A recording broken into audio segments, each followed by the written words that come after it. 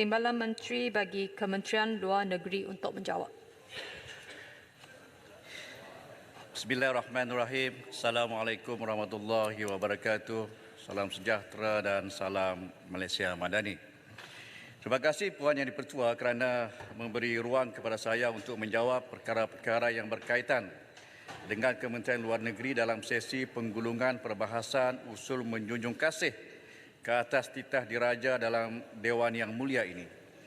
Pada kesempatan ini, saya bagi pihak Kementerian Luar Negeri ingin merakamkan setinggi-tinggi penghargaan dan terima kasih kepada semua ahli yang berhormat yang telah membangkitkan isu-isu yang berkait rapat dengan Kementerian Luar Negeri sewaktu sesi perbahasan ke atas titah diraja ke bawah Duli Yang Maha Mulia Seri Paduka Baginda Yang di-Pertuan Agong.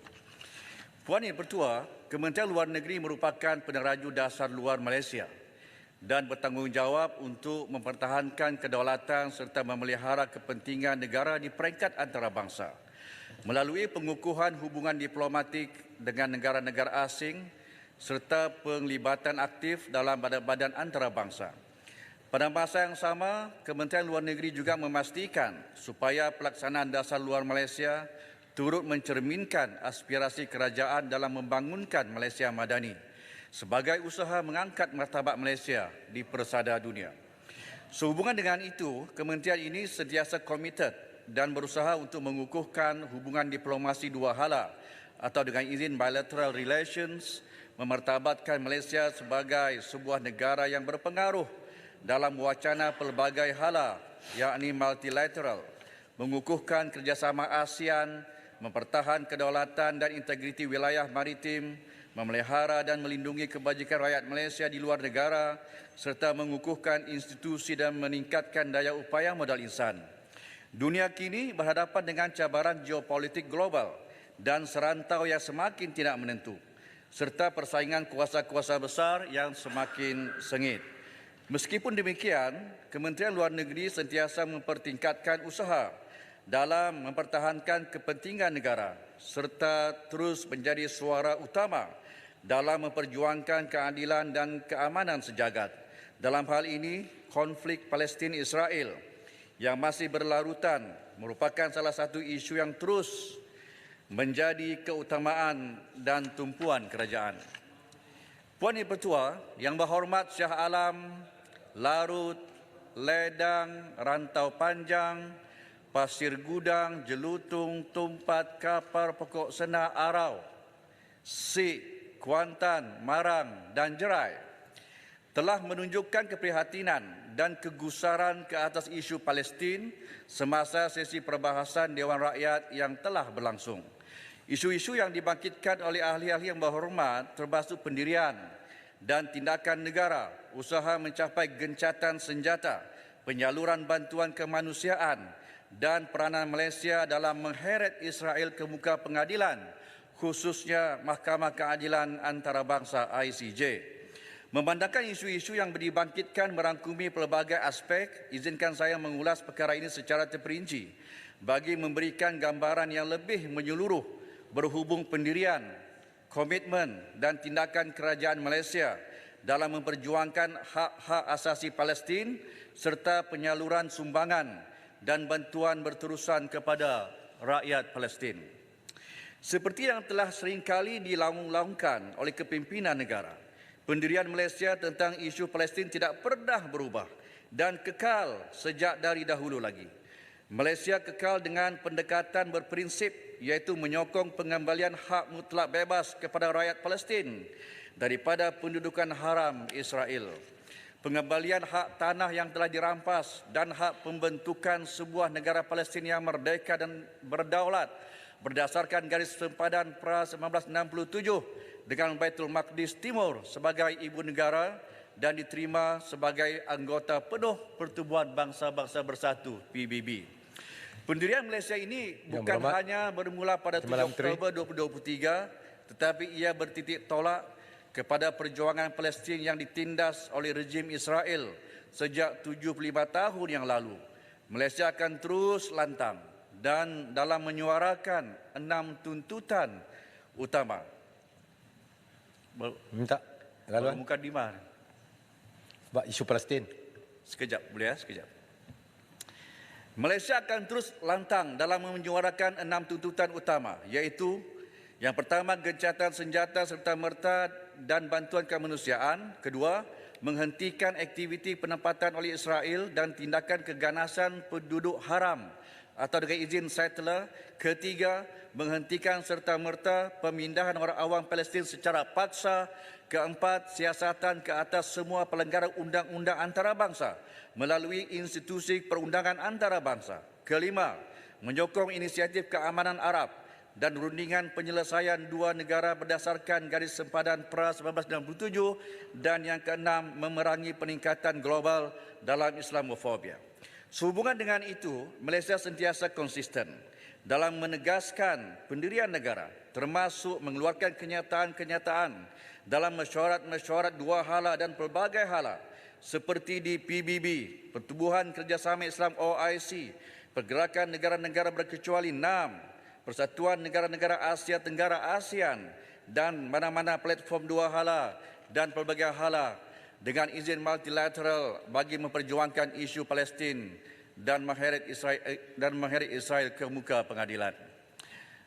Mesyuarat ini termasuk sebagai contoh Perhimpunan Agung PBB di New York pada 28 November 2023, sidang kemuncak Pergerakan Negara-Negara Berkecuali 6 di Kampala, Uganda pada 19 hingga 20 Januari 2024. Kemudian mesyuarat Menteri-Menteri Luar Negeri ASEAN Kesatuan Eropah ke-24 dan Forum Menteri Indo-Pasifik Kesatuan Eropah ketiga di Brussels pada 2 Februari 2024. Dan lagi segmen peringkat tinggi sidang ke-55 Majlis Hak Asasi Manusia di Geneva pada 27 Februari 2020. Ini sebahagian daripada contoh-contoh di mana Malaysia mengambil bahagian memberikan statement-statement kita di peringkat antarabangsa melalui pertubuhan-pertubuhan yang saya sebutkan tadi. Banyak lagi. Baru-baru ini, semasa sidang kemuncak khas ASEAN Australia di Melbourne pada 5 dan 6 Mac 2024, Yang Amat Berhormat Perdana Menteri telah menggesa agar dilaksanakan gencatan senjata segera dan kekal dan kepentingan hak rakyat Palestin untuk menentukan nasib sendiri atau dengan izin right to self-determination dilindungi. Beliau turut mendesak masyarakat antarabangsa supaya mengambil tindakan yang tegas bagi memastikan Israel mematuhi langkah sementara atau dengan izin provisional measures yang ditetapkan oleh ICJ pada bulan Januari 2024. Pada masa yang sama, saya telah mewakili Malaysia dalam menghadiri mesyuarat tergempar Majlis Menteri-Menteri Luar Negeri OIC di Jeddah pada 5 Mac yang baru lalu.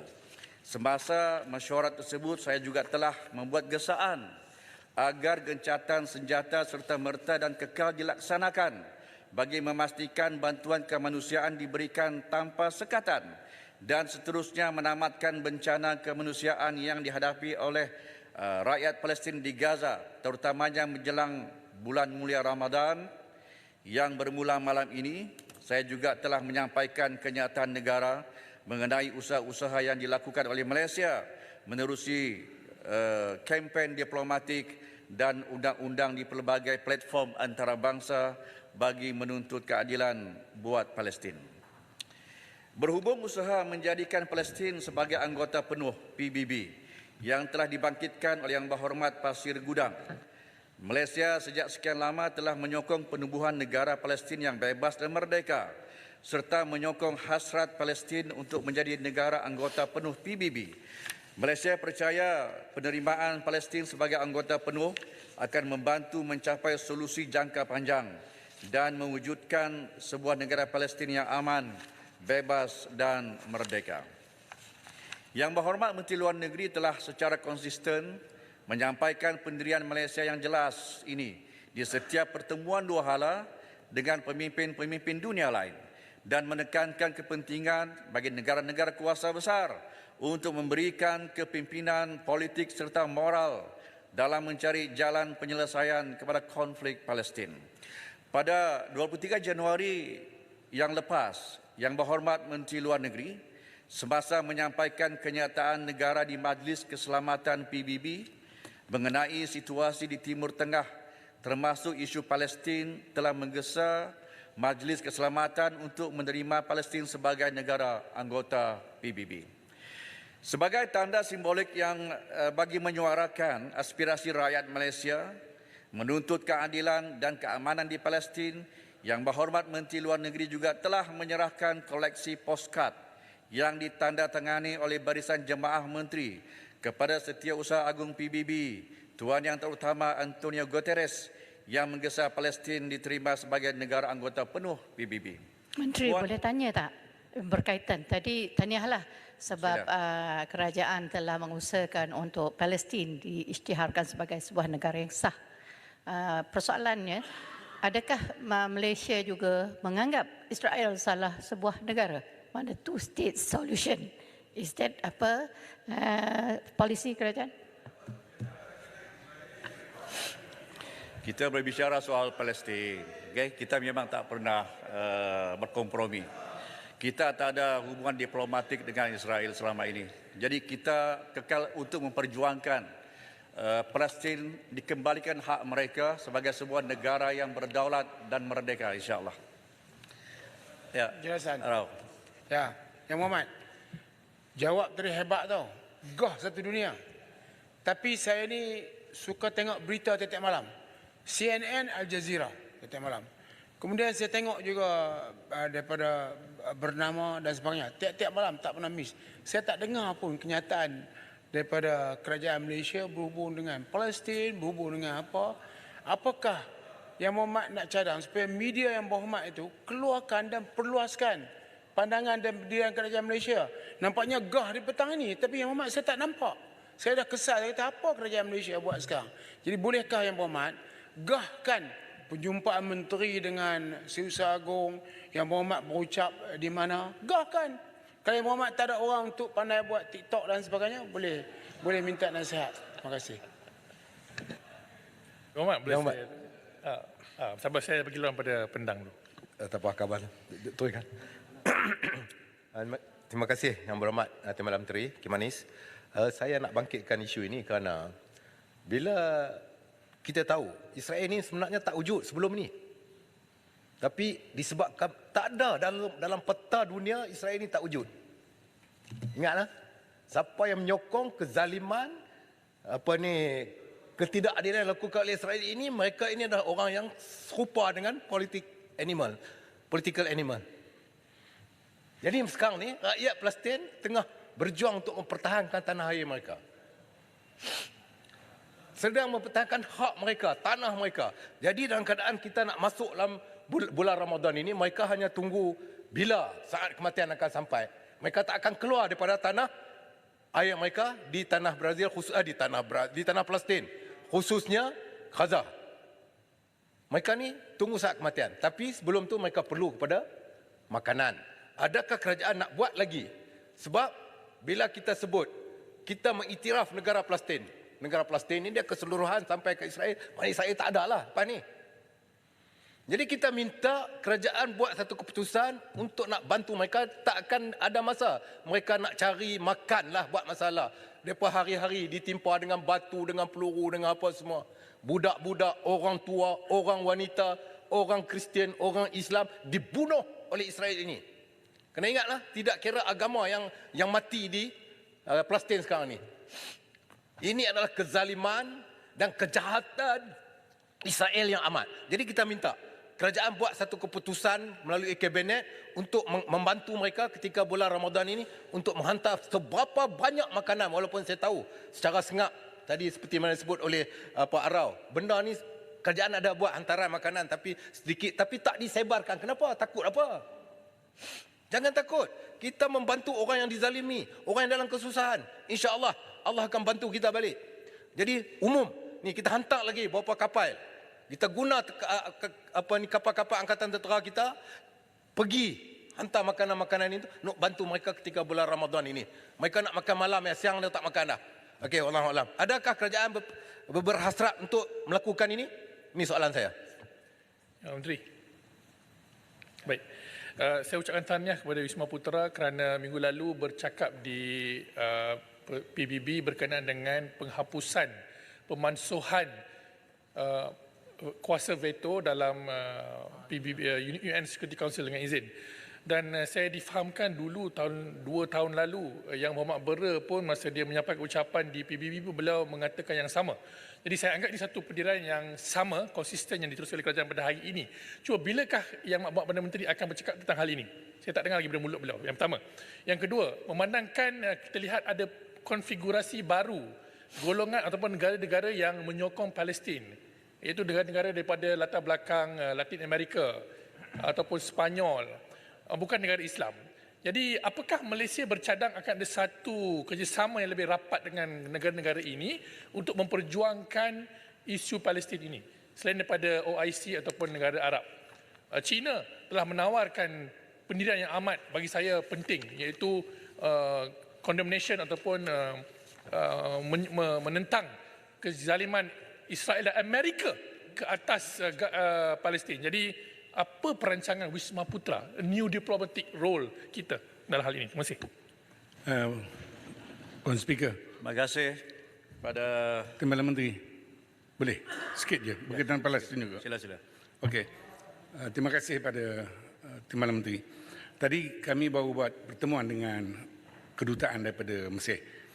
Dan beliau menyatakan bahawa pimpinan kerajaan telah berada di Gaza, cuma tak dapat menyeberang, dan beliau menyatakan bahawa sokongan daripada kerajaan sangat baik, kerajaan Malaysia, dengan beberapa usaha yang telah dilaksanakan oleh PMAX Perdana Menteri kita sendiri.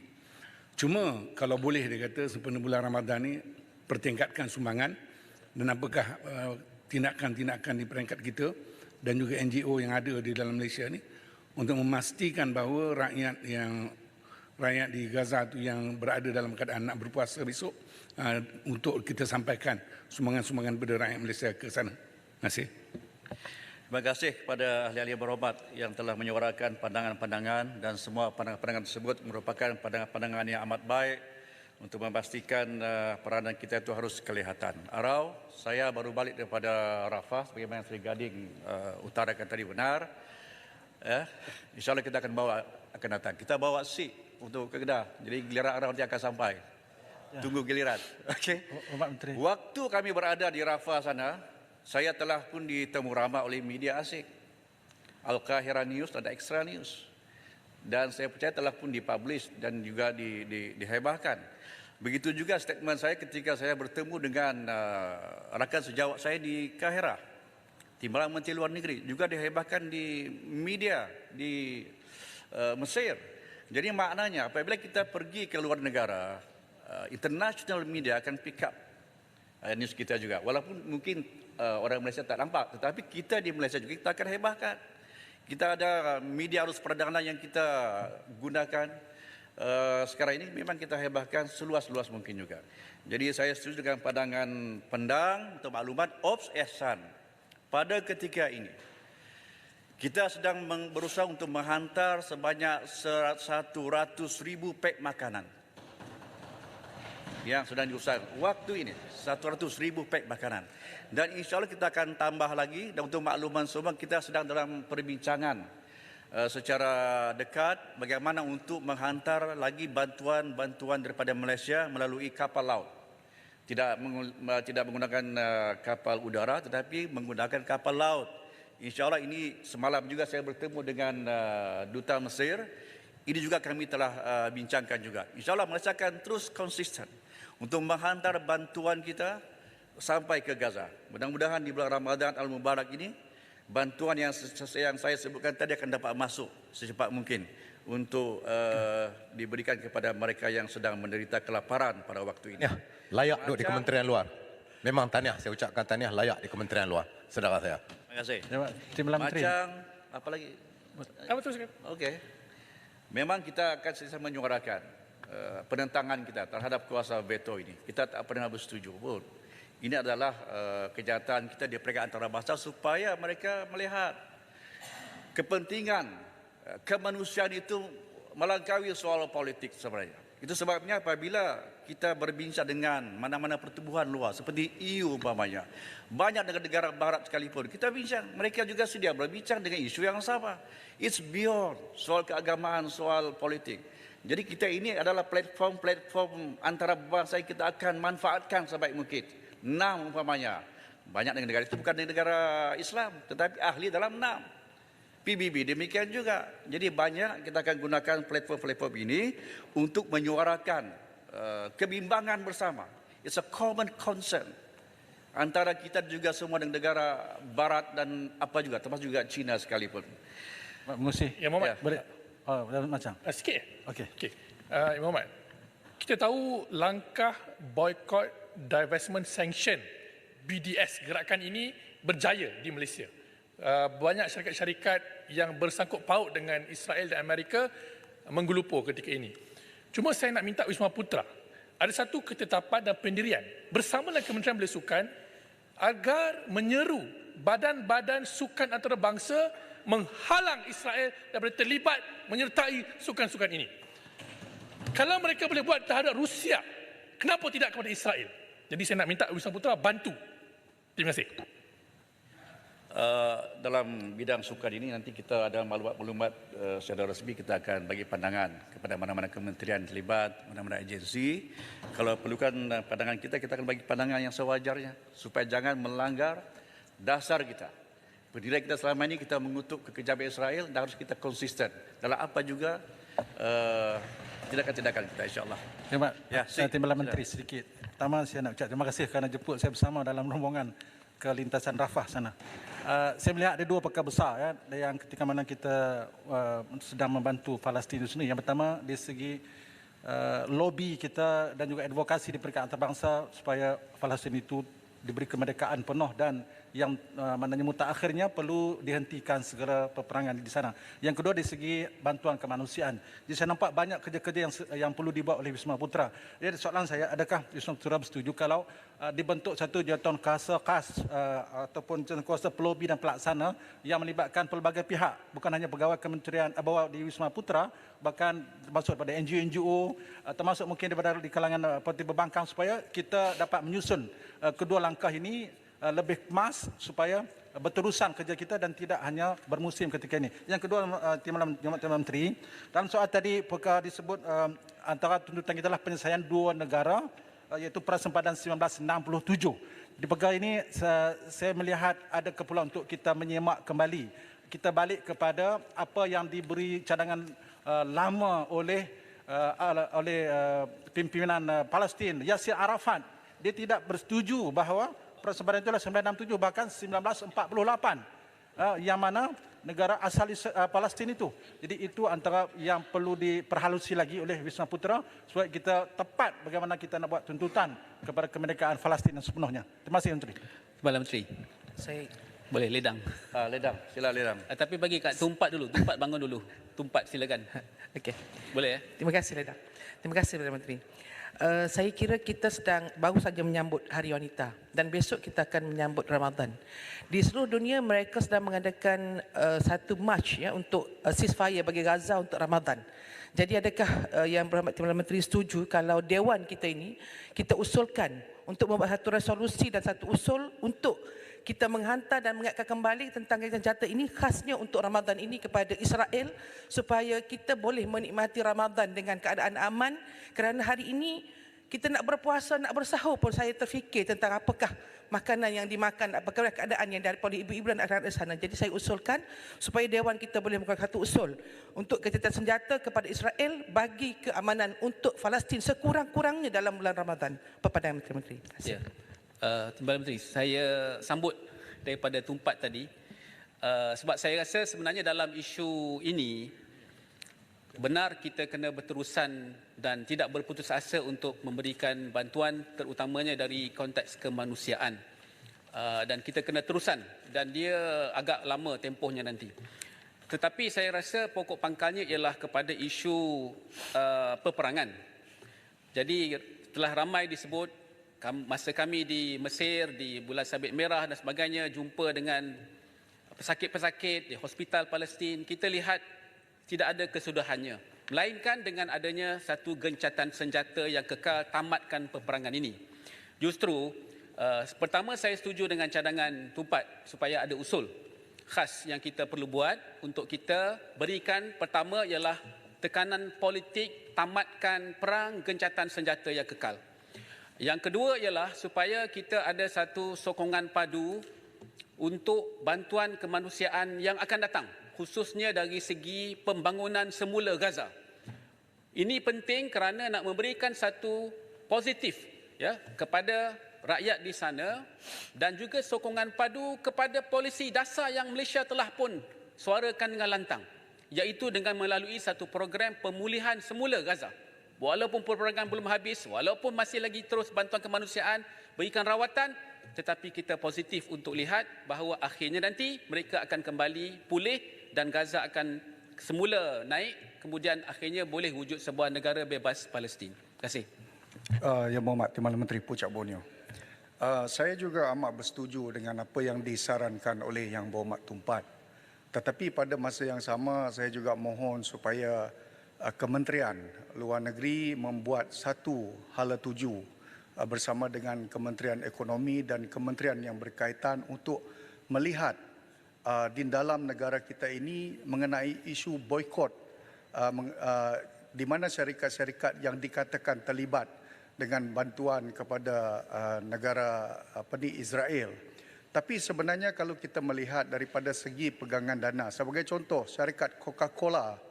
Syarikat Coca-Cola dipegang 20% oleh LTAT dan 90% pekerja-pekerja Coca-Cola adalah anak-anak Melayu.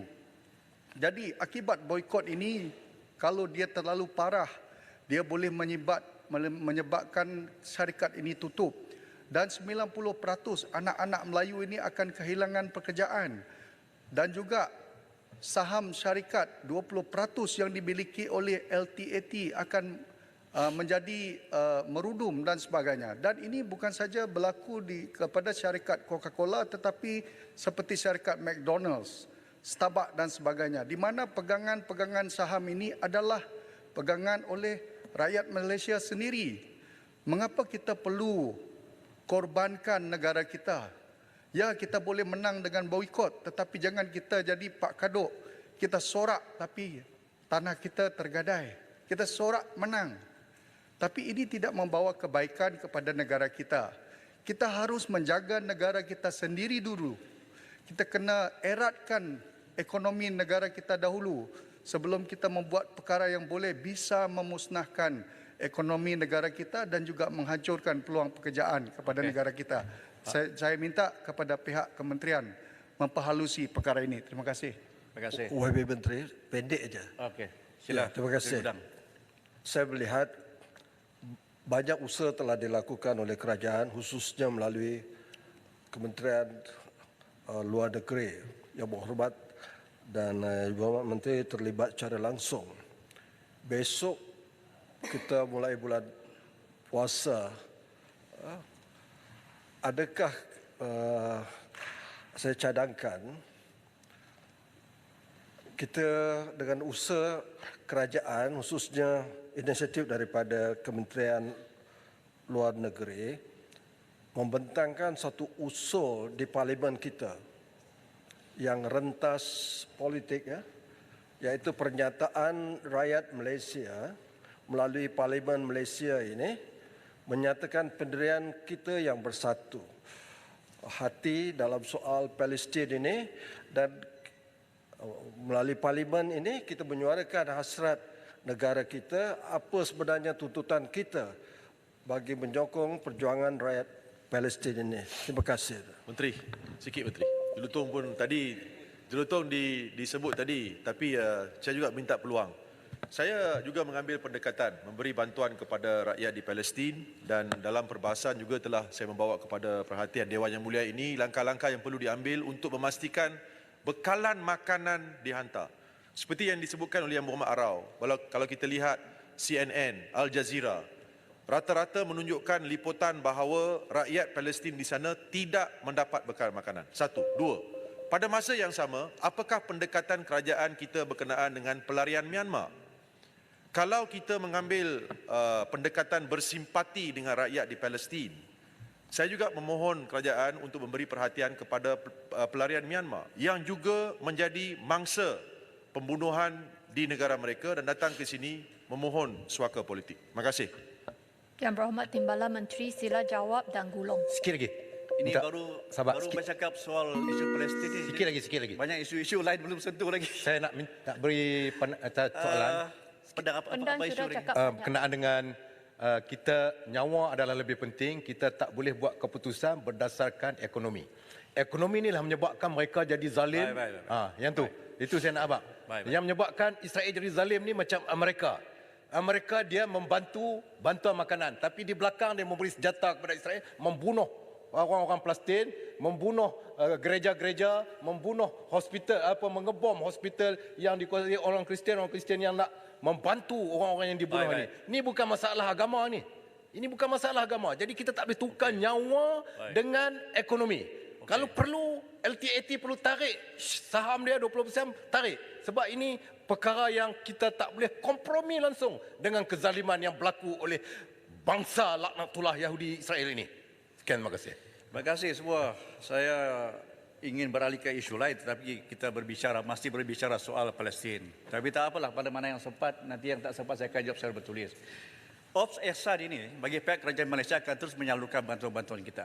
Dan Ledan sebutkan tadi pembinaan semula benar. Pada fasa-fasa seterusnya kita akan juga terlibat dalam membangun semula Gaza ini. Kami sewaktu di Mesir sempat melawat hospital Palestin yang dikendalikan sepenuhnya oleh Persatuan Bulan Sabit Merah Palestin yang berada di Kahira. Kita telah menyatakan kesediaan kita untuk menaik taraf hospital itu. Kemudian kita akan membekalkan beberapa buah ambulans yang akan disalurkan terus kepada Persatuan Bulan Sabit Merah Palestin, dan juga kita akan membangunkan semula kota Gaza. Kita juga melibatkan diri kita dalam fasa-fasa yang akan datang. Soal boikot ini, saya kira ini adalah pilihan-pilihan individu. Kerajaan tak pernah pun keluarkan statement Pujak Borneo untuk kita boikot mana-mana semua ni. Ini adalah hak mana-mana individu untuk mengekspresikan niat atau pandangan mereka. Jadi ini saya fikir nanti kita akan mungkin ada barangkali untuk kita bincang rentas kementerian kesan-kesan boikot ini terhadap ekonomi negara. Tapi kata pedang tadi, ini bukan soal ekonomi semata-mata, tapi soal kemanusiaan itu jauh untuk kita pertimbangkan bersama-sama. Menteri, saya setuju untuk esok kita akan berpuasa. Jadi kita sama-sama doakan semoga rakyat Palestin akan terus diberikan perlindungan. Dan ketika kita berbahas ini, sebenarnya sedang berlangsung beberapa diskusi yang melibatkan beberapa buah negara. Antaranya Qatar, US sendiri, dan dilibatkan Mesir dan bahkan Israel sendiri untuk mewujudkan ceasefire di bulan Ramadan ini. Mudah-mudahan diskusi itu akan membuahkan hasil. Mudah-mudahan rakyat masyarakat Gaza akan dapat menjalankan ibadah puasa dengan keadaan yang lebih aman. Mudah-mudahan. Isu pelarian Myanmar tidak dibangkitkan dalam perbahasan, jadi saya tak akan respon. Saya minta Yang Berhormat Timbalan Menteri untuk Tuan Yang Bertua, boleh sila saya gulung. satu dua isu lain bagi masa saya berapa minit lagi? 5 minit. Lepas itu berhenti 10 minit tak dapat. 5 minit. Puan Yang Bertua, saya mengambil maklum isu yang dibangkitkan oleh Yang Berhormat Ledang, Pokok Senam, Marang dan Jerai untuk mengheret Israel ke muka pengadilan. Malaysia dengan lantang menggesa masyarakat antarabangsa untuk mengheret Israel ke muka pengadilan atas kekejaman dan tindakan yang tidak berperikamanusiaan tentang tentera Israel ke atas rakyat Palestin. Terutama sekali wanita dan kanak-kanak. Atas prinsip ini, Malaysia memberikan sokongan penuh kepada usaha Afrika Selatan untuk mengheret Israel ke Mahkamah Keadilan Antarabangsa. Pada 29 Disember 2023, Afrika Selatan telah mengemukakan permohonan memulakan prosiding terhadap Israel di ICJ, organ kehakiman utama PBB. Permohonan tersebut adalah berkaitan dengan pendakwaan pelanggaran obligasi Israel di bawah Convention Genocide 1948 berkaitan dengan rakyat Palestin di Gaza. Afrika Selatan juga telah memohon ICJ untuk menetapkan langkah sementara provisional measures agar Israel segera menghentikan segala keganasan dan ancaman di Gaza bagi melindungi hak rakyat Palestin di bawah Convention Genocide serta memastikan pematuhan Israel terhadap obligasinya di bawah convention tersebut. Pada Pertua, 6 perkara yang disebutkan dalam sebagai provisional measures itu. Yang pertama, yang mencegah genosid di Gaza selaras dengan tanggungjawabnya di bawah Convention Genocide. Keduanya, memastikan tentera Israel tidak lagi melakukan sebarang tindakan genosid. Ketiga, mencegah dan menghukum sebarang hasutan ke arah genosid. Keempat, membenarkan perkhidmatan asas dan bantuan kemanusiaan untuk memasuki Gaza. Kelima, menghalang pemusnahan dan memastikan pemeliharaan bukti yang berkaitan dengan dakwaan genosid. Dan yang keenam, mengemukakan laporan kepada ICJ mengenai semua langkah yang diambil untuk melaksanakan perintah tersebut dalam tempoh 1 bulan. Setakat hari ini, ICJ masih belum mengeluarkan sebarang kenyataan mengenai pematuhan Israel terhadap perhatian tersebut. Jadi kita amat terkilat dan amat kecewa dengan tindakan Israel ini. Kita tidak akan mengiktiraf Israel. Kita hanya akan mengiktiraf Israel sekiranya Israel ini sekiranya mereka mengakhiri kekejaman mereka. Dan kita akan dapat melihat berakhirnya pendudukan Israel di wilayah yang diduduki secara haram. Kemudian penubuhan negara Palestin yang merdeka berdasarkan sepadan Peras 1967 dengan Baitul Maqdis Timur sebagai ibu negara. Ini adalah syarat utama yang diberikan oleh Palestin. Seluruh masyarakat antarabangsa, kalau ini dapat dipenuhi oleh Israel, maka mungkin kita akan dapat mengiktiraf serba sedikit tentang peranan Israel di bumi ini. Puan yang dipertua, saya banyak sudah sentuh tentang misi kemanusiaan. Cuma satu fakta yang perlu saya kongsikan di sini ialah bahawa semasa lawatan kita ke Rafah, kita telah meneroka peluang kerjasama dengan institusi Baitul Zakah was Sadaqah Al-Azhar Asy-Syarif bagi menghantar bantuan kemanusiaan di Gaza. Pihak Baitul Zakah was Sadaqah Asy-Syarif, Azhar Asy-Syarif menyatakan kesediaan dan komitmen untuk bekerjasama rapat dengan Malaysia. Kenapa kita lakukan ini? Kita berpelbagaikan cara kita.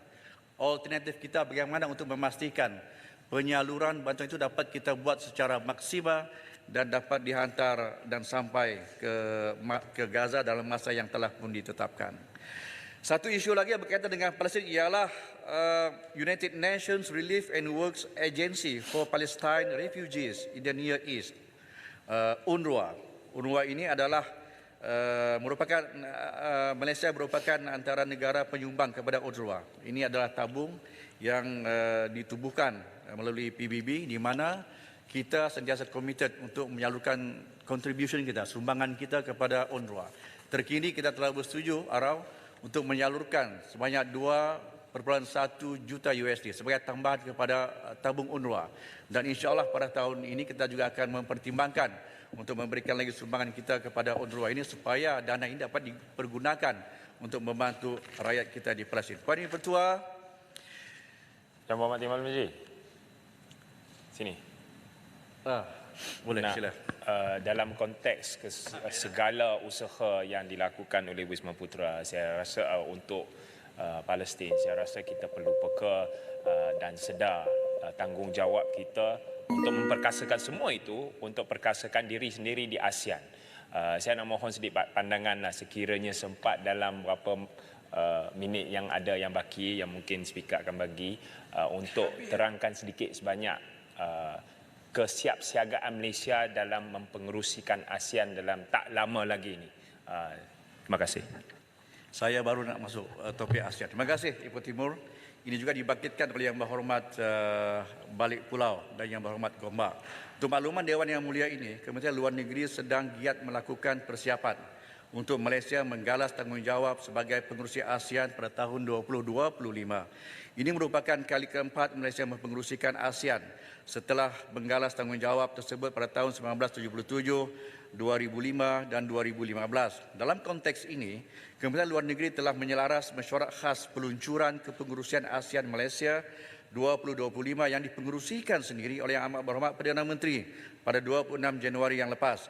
Dalam mesyuarat tersebut, Yang Amat Berhormat Perdana Menteri antara lain telah menekankan kepentingan untuk melakukan persiapan rapi berkaitan urusan-urusan substantif dan logistik agar kepengurusan ASEAN Malaysia 2025 dapat memberikan impak positif kepada profil dan imej negara serta mendatangkan manfaat-manfaat lain dari segi politik, keselamatan, ekonomi dan sosio-budaya.